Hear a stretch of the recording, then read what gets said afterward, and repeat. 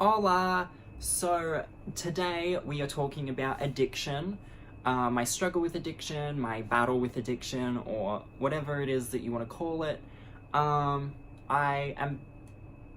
out of the routine of making videos while I was in LA, while I was in lovely Los Angeles, and I feel like my camera's not set up right. I always film this on my phone, but I feel like it's like in a different situation. I don't know. So, sorry if I'm like on an angle or like too far to the side or like looking in the wrong direction, which I know I am because I'm meant to be looking at the camera, but the camera's over there and the screen's right here. Sorry about it. You're just gonna have to deal with that. I probably wasn't gonna look that great anyway, so it really doesn't matter. But as I said, we are talking about addiction. The reason I'm doing that is because my new single, NIRVANA, is out now, available on Amazon, iTunes, Spotify, iHeartRadio, the list goes on, Tidal, wherever you can play music, you can probably play my music, which is really cool and exciting. And the reason, as I said, we're talking about addiction is because this single is out. This single is about my struggle with addiction to prescription medication, prescription pills, painkillers mostly, but we'll get into that. So if you haven't heard the song yet, check it out. I've linked it below. I've linked it everywhere I can, so it's probably like up on the screen or like down the side or doing this and that. Please go listen to it. I'm super proud of it. It's me singing. The last time you probably heard me sing was Lather, Rinse and Regret, which also check that out. It's a total staple. But that wasn't such like a serious song or even like a vocal. It was just me talking over a beat with some auto-tune. We all know that. There's no denying that. But this single I put a lot of work and money into, and I'm really proud of it, and I'm really proud of the cover art. I think the cover art really speaks to the sentiment of the song. It is a kind of a breakup song. I think if you first listen to it before watching this video or knowing anything about me or what the song's about, it's definitely a breakup song, but it's me breaking up with prescription pills, which is probably a little too specific for a lot of people. I know not everyone has that experience and not everyone can relate to that, but I think the lyrics and just the tone of the song, it can really apply to any breakup, whether that's a romantic breakup, a breakup with substance, or with a family member, all of that kind of stuff. It was really inspired by my struggle with prescription pills, which started a few years ago. It actually started a while ago, so I would have been about 18, 19, I could have even been 17. Now that I think about it, I really could have been 17. Or had just turned 18, and I started taking Valium. I had a fantastic doctor, but I wasn't doing a whole lot with my time, and I was like becoming depressed and anxious and stressed and all of this stuff, and I was prescribed Valium. I was prescribed 5 milligrams of Valium. I was prescribed 40 a pack. I don't even think they can prescribe that much anymore. I know that the laws have tightened up around those kinds of things. I've got cotton mouth. I always have cotton mouth, and I don't think I have any drinks with me, even though I just picked up a drink to drink, and you guys know I don't edit my videos, so let me see if I can grab... Look, there's 2 cans right there, but they're empty because I was just drinking. There we go. I managed to grab a bottle of Vittoria.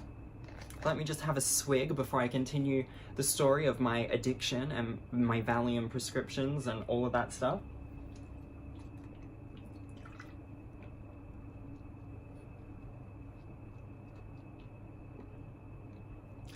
I feel like my YouTube is like so low rent. Like I don't edit, I just like fully go off screen. I'm like not even worried.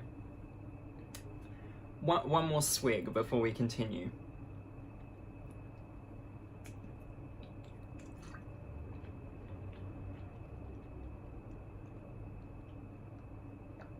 Does that gross everyone out? I do that all the time and people are like, yuck. And I'm like, fucking whatever, it's water, suck a dick.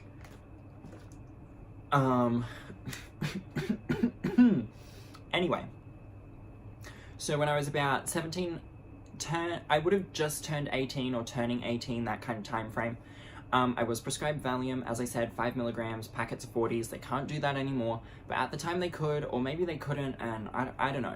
There's always a way around something anyway, so I remember one day in particular taking 8 of them, which was a whole tray, so I took 8, and I used to take my Valium with Big M chocolate milk, like the gallon bottle, and I would just drink the chocolate milk all day. I'd eat a Woolworths chocolate mud cake, and that's like all I did. Like I'd take some Valium, chug chocolate milk, and eat a chocolate cake, and just watch Friends. I remember specifically I would watch this like morning talk show, then I would watch Friends, then I would watch TMZ, then I would watch Friends again because it was on like straight after, and then I think I would go to bed. And like, so I was only ever up for a few hours a day because I was high on Valium. But I do remember this one day taking 8 of them, being really scared. I like called my mom. I was like, I've taken too many, and she was like really worried. She was at work. She called my grandmother, all of this stuff. I ended up being fine, but I was like really fucked up for a few days. I was like, and like, I applied for a job, at some point, and the day that I took the 8 of them, they called me, and I still remember, like, the thing, it was, like, about 2 questions, and she was like, we're gonna let you know, and I was like, okay, thanks, like, yeah, sorry, and I remember this woman being like, did I wake you up? And I was like, nah, I just went for a walk. No, you clearly didn't. You're clearly like fucked up on drugs right now. But I had a script for them, lady. Like, you don't know my sit. Should I have been taking them? Probably not, but I was prescribed them and I took them and I took a lot of them. And that went on for about 2 years of me taking a lot of Valium, periodically. It wasn't too bad. Like, it wasn't something I struggled with. I was okay if I didn't take them. I was like, whatever, I'd go like months without taking them. And then maybe I wasn't okay, because then I'd always go back. And then like I'd try and get them in the future. Anyway, that brings me to getting my boobs done. So I always kind of... No, that doesn't bring me to getting my boobs done because my migraines played a huge factor in this. So, after the Valium situation, I kind of like got off Valium and I was like going to the gym, living my best life. I suffer from really bad migraines, and so I was prescribed codeine, and I would take a lot of codeine, and codeine I found to be very fun. I enjoyed codeine a lot, but I never had high doses. It was never like anything insane, so that and like surgeries, like painkillers, you get prescribed painkillers, you get this and that. It had never really been something I was dependent on.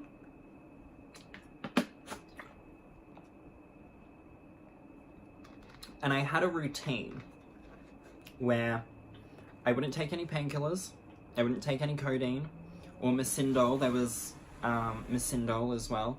I wouldn't take any until Friday. Then I would take a whole bunch, and I would just sleep all weekend. I'd do absolutely nothing. And that wasn't really good, but it worked for me. I saw no issues in that, naively. And I continued to do that for a little while. And then when I got my boob job, I was prescribed endone. I was prescribed a lot of endone just because of having no breast tissue, and the muscle was quite tight. Obviously, they were going to be stretching out the muscles, stretching out the skin. It's like on my lungs. I was really worried about being uncomfortable. I also have a hard time sleeping on my back. Because I'm so tall, my back is normally very tense, so I tend to sleep on my stomach. So there was like a lot of things playing into why we thought it would be best to give me a high dose of endone. This was around 2 years ago, and people close to me know about the situation and probably could like observe quite obviously that something was wrong, some shit was fucked. I 110% became dependent on painkillers to make it through every day. And that's really hard for me to admit, because I don't want to admit that, because I like to believe I'm 10 foot tall and bulletproof and I can do everything on my own, and I'm like some superwoman that, you know, you can't get me. I'm doing just fine. I'm powering through everything. I'm recovering from this. I'm moving on to that, you know. But that wasn't the case. I did really become dependent on endone and codeine, and I would also drink. I had never been much of a drinker. Sometimes there was a phase where I would drink whiskey, and I would do it secretly. I don't know why, but like every day I would go to this like tavern and just get a whiskey neat, and I just like chuck it down and then like move on. It was just like one whiskey, but it was like every day for like 6 months, and I really don't even like the taste of whiskey, so I don't know what I was doing, but I was, I guess, enjoying it. But this phase where I was dependent on painkillers, I was also drinking with them. And someone that I worked with, I remember this like one particular time I took a lot of endone, a lot of codeine, and I had been drinking, and I was like really fucked up, and I like texted this guy I worked with, and I was like, can you get any codeine? One, I knew that this guy is like straight as an arrow, like doesn't do anything, does not have the hookup in that department. I already had codeine. I was already fucked up on codeine. I was planning for the future when I couldn't get codeine, and that kind of was like the first alarm bell of like, this is not good. I didn't really think anything of it. I was just like, oh, whoops, you know, I took too much, you know how things get. And he was like, yeah, it happens. No, I get that. And I kept using, and that's exactly what I'm going to call it, using, because that's what I was doing. Even though it was a prescription medication, I still was using, and I still was a drug addict, and that's not a nice thing to admit. That's not something that I want to be a part of who I am, or my narrative, or my brand, or my personality, or the history of my life. To admit that I was dealing with drug addiction is not something I'm proud of, but it's just, it is what it is. I wrote an entire song about it, so, you know, it was cathartic, and we'll get into the song and writing the song and how that helped me. But after that little incident, I did continue to use endone and codeine, and I kept getting them, and I kept going to different doctors to get them, and I'd say what I could to get them, which recently has impacted my life negatively, because I did go to a doctor quite close to my home, and he knew exactly what was up, and he was like, I am not giving you any painkillers. He could probably see that I had like gone through about 6 scripts with like other doctors in the area. I lost my mind. I was like, how dare you, like, you don't know the pain I'm in. And I was in a lot of pain. If you watch my old videos, I have sunglasses on for a lot of them. A side effect of codeine and endone is that, or just opiates in general, is that I already have really bad migraines, and you get rebound migraines when you take opiates and barbiturates. They do not help. So they help temporarily, but in the long run, they're just not good, which we all know. But that was a huge thing that contributed to the cycle of me being in pain, and then needing painkillers, but wanting these kinds of painkillers, and doing this and that, and it was like not good. And this is when I was like, okay, I do have a problem, I'm arguing with the doctor so I can try and get drugs. Like, that's not cute. That's not cute at all. That's not something I'm proud of. I don't just want to chalk it up to, like, I was trying to get drugs. This doctor was also very ignorant and asked me if I still get my period, which I was feeling very temperamental at the time because, one, I was hooked on painkillers. Two, I just was, like, an emotional wreck anyway. And, you know, that just made my transition feel so much more sensitive to me as well. So I was also really mad about that, but I kind of don't have a leg to stand on when I'm actually just there to get drugs. He knows that, I know that, we all fucking know that. Like, it's not cute, it's not fun, it's not fresh, and again, it's not something I'm proud of, but it's the honest to God truth. I'm no longer allowed to go to that doctor. Another thing is that doctors now know not to prescribe me heavy painkillers. I'm allergic to tramadol, which is like one of the most popular substitutes for opiates. It makes me throw up, it makes me sick. I threw up in an Uber one time because I took tramadol as a part of the rehab process. A part of the, like, getting over it was, you're going to get these rebound headaches, you're going to be uncomfortable, we need to give you something that's non-addictive, we'll give you tramadol. I threw up in my Uber, he was pissed, I was, like, so embarrassed. It just was, like, not a good time. I eventually ran out of scripts and painkillers, and it was rough, but I got through it at first. And then, you know, down the track was when I kind of started to become triggered, I guess. Like, things would trigger me into needing codeine, or believing that I needed codeine and endone and opiates, and, you know, what can I do? And my biggest concern for me was knowing that I couldn't get them, doing my best to not try and get them on the street, doing my best to try and not turn to heroin. Luckily, I stayed away from both of those options of getting it on the street and turning to heroin, because, you know, that would be terrible, and that would be a whole different path for me.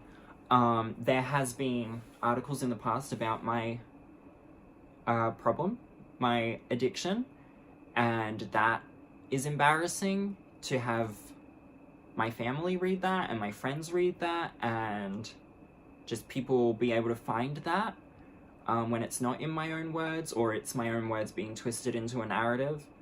Definitely doesn't make it easier, and it just wasn't good. But as I was saying, I found that a few months later I started to become triggered by different things, and I ended up getting more codeine. So I found a doctor who was none the wiser to my situation. I told him about my migraines, which I do get migraines. I have a migraine right now, but, you know, I handle it differently to how I used to, which is definitely a good thing. I got more codeine, and I got quite a high level of codeine, and I took way too much, and I started throwing up blood. There was blood coming out of all kinds of areas of my body. It was not cute, it was not exciting, I was really worried I was gonna die. And that isn't something I've really talked about to anyone in my life, and that was probably the biggest moment that I realized I knew I had a problem, but that was like a huge wake-up call of, like, you're a fucking junkie. Like, what the fuck are you doing? This isn't you, this isn't what you're meant to be doing with your life. Like, why the fuck are you doing this? Like, you're hurting yourself, and you're being a terrible role model to, you know, the younger people in your family. And how can you look at yourself in the mirror every day and know that you do this? Because it's not fucking cute, and it's not a joke. Like, it's your fucking life, get it together. And that really was, like, I'm so embarrassed to admit that, because I don't want to believe that I ever had that in me to live like that or be like that. enough crying. Let's snap out of that, but you get the idea. It was a horrifying moment, and it's an embarrassing moment, and it's something that I'm disgusted in myself that I got to that point. But it is what it is. It's what happened. It's how the cookie crumbled for me, I guess, and I really wish it hadn't, but in a way it made me a stronger person. And that was when I threw out all the pills that I had, all the different pills that I had, whether they were opiates, barbiturates, uppers, downers, this or that. That whole phase contributed to me being interested in someone that was really terrible for me. It contributed to me partaking in certain parties that I normally wouldn't. It wasn't good. It wasn't a good phase. It also is why I turned to smoking cigarettes, which is so disgusting, so disgusting. I find it so repulsive, and I hate that I smoke cigarettes, and I go back and forth. I go weeks without smoking, and then I'll smoke for 2 days, and then I'll go another few weeks without smoking, whereas it was really bad. There was a time where I was smoking 50 reds a day, even though the Mirror Online reported that it was 15 reds a day. It was 50. I'm glad they just wrote 15 because, anyway, around that time, though, as I said, I threw out all the pills. I was I just have to go cold turkey. I didn't go cold turkey. The stress was really getting to me, and I did start smoking, and that's something now I have to deal with and overcome. It's an ongoing situation, and it is something that creeps its way back. Sometimes I'll be really stressed, I'll be really upset, I'll be really hurt, and I immediately think, codeine, where can I get it? Who can I get it from? Endone would be better. And as soon as that happens, I check myself, and I'm like, no, sweetie, no, you were fine before it, you're fine now, okay? And there's no rhyme or reason, unfortunately, with getting over this kind of thing. You just do it. You just have to know that you're better than that and look after yourself and move forwards. And in a way, how it ties in with my music. I'm completely, now I'm just telling you about the sad times. No, so how it ties in with my music. So around the time that I was heavily on codeine, I met a guy who I probably normally would not have been interested in, or would have given the time of day. Not because he was bad or gross or anything like that. I just had a very specific type up until that point, and while I was using, I kind of lacked inhibition, and he was super cute, super kind, super cool. I still talk to him, and I like him now more than ever, and I hope that things work out between us. Hang on. In one way or another, but when I met him, I was using. He didn't know that at the time, but I was using, and as I said, I lacked inhibition. I also lacked just care. I'm naturally a very anxious person, a very high-strung person. I'm what if something goes wrong? Why aren't you talking to me? Why are you mad at me? And there's a lot of things that lead to why I feel that way, but when I was using, I wasn't like that, and I guess that's why I felt okay using, because I felt like it made me a more tolerable person, but it was the definition of sacrificing myself for other people. When I met this guy, we'll call him Matt. He really liked me, and really I'm gonna cry again because I feel like I really fucked it up. And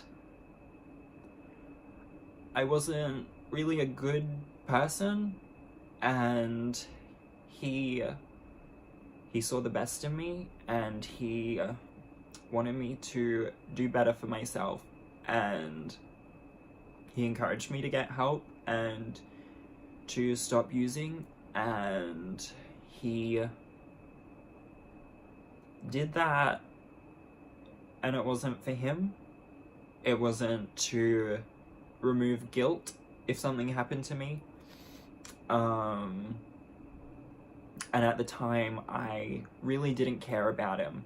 I kind of was like, whatever, you're just another notch on the belt, right? And I wish I hadn't treated him like that, but I did, and he encouraged me to get help, and I did get help, and I did everything I could to get better. In getting better, I did return to being very high-strung and very anxious and very chaotic in a lot of ways. Oh, crying gives me a migraine. And so because of that, because I went back to pretty much just being myself, things just didn't work because, one, I had been really shitty to him. I really didn't care about him or his feelings. And then by the time that I did, I was back to being high-strung and anxious and very intense and very needy and very clingy and very, like, obsessive.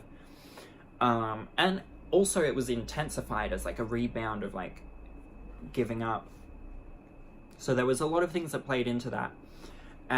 But he rolled with the punches. He stuck around, not like as in a him and me together situation, but just always stuck around. And I still talk to him. I really,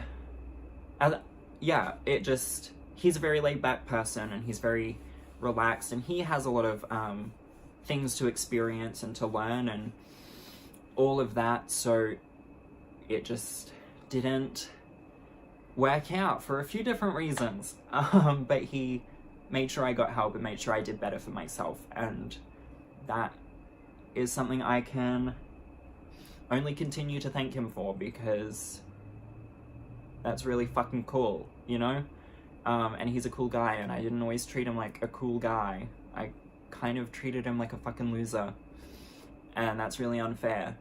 And that's really shitty of me, and I feel a lot of guilt about that. But it is what it is, and I think he understands, and I think he doesn't take it to heart. But that's something for him and I to discuss and overcome if he stays in my life. Hopefully he does. But that is what ties into the song, so part of the lyrics are about, like, codeine and endone and these painkillers and being like, I'm giving you up. But in giving them up, I also gave him up. I also gave up Matt, as well as these drugs. And it was kind of like a situation. And a lot of the lyrics, if you listen to it now, will tie into everything that I just told you about the smoking. Being like, these cigarettes still remind me of you. They remind me of him. They remind me of quitting. They remind me of that time. And yet here I am still smoking every now and then. Every now and then. Only a few days, every few weeks. Which is a lot less than I was. You know, we're getting there. My God, this took a really dark turn. All my videos lately have been taking these really dark turns. I'm just trying to be honest. I'm just trying to be transparent. There'll be some more fun videos. You know, I like to sprinkle in some fun ones to break up the, like, crazy. But, yeah, so the whole song is about, like, him kind of wanting to be with him, but not really, and, like, knowing that I'm better than these drugs, and, like, the feelings that I had when I felt like I lost him was, like, very bitter and very, like, how dare you? I'm irreplaceable. You are not. and that's to both of them, because there was like a lot of situations going on, but it's mainly a breakup song written to Codeine, RX Codeine. Let me just tie my hair up. Do I look cute with my hair tied back? No. And especially because look at how light that is. You think you're looking through my hair? That's actually just like a light spot in my hair. Like it's actually a strand of hair. But it looks like I'm like balding and you can see through my hair. But anyway, that's that. That's that on my single Nirvana, which you can stream on Spotify, iTunes, anywhere you want. Check it out. It'll be linked below. And in summary, for those of you who were a little confused by that whole mess of what happened, particularly towards the end when I started talking about a boy and then like how it tied in, and like I understand why that could get confusing, but the song is just a breakup song about drugs. Giving up drugs, breaking up with them, and saying I'm better off without you, and I'm gonna do better without you, and you're as good for me as heroin, because they're opiates. So it was like a little tie-in. I use a lot of tie-ins to Nirvana because obviously Kurt Cobain was notorious for using heroin.